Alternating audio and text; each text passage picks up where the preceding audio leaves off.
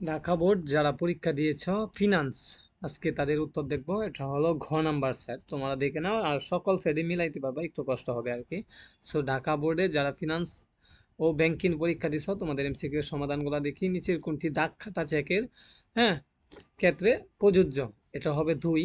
হ্যাঁ, তারপর 2 নাম্বারটা হবে নিকাশগড়, 3 নাম্বারটা হবে ইজারা, 4 নাম্বারটা হবে গভর্নর, এরপরে এবিসি কোম্পানির মোট মূলধন 100 কোটি টাকা। এটা একটা উদ্দীপক 7, 6 হ্যাঁ এবং 5, এই তিনটার উত্তর দিতে হবে এই উদ্দীপক থেকে। এবিসি কোম্পানির ঋণ মূলধন কত?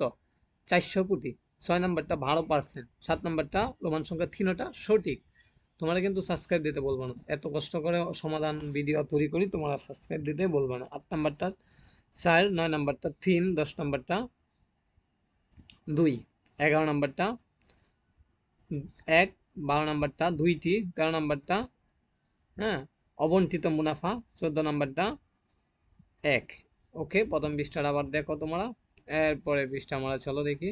30টা এমসিকিউ আসে। 15 নাম্বারটা হলো পণ্য বিক্রয়, 16 নাম্বারটা রোমান সংখ্যা 3টা সঠিক, 17 নাম্বারটা ঊনবিংশ, 18 নাম্বারটা আন্তর্জাতিক মুদ্রার তহবিল, হ্যাঁ 19 নাম্বারটা 15%, 20 নাম্বারটা 5%, হ্যাঁ 21 নাম্বারটা 3, তারপরে হলো 22 নাম্বার প্রতিষ্ঠানের সুনাম, 23 নাম্বার জমি ক্রয়।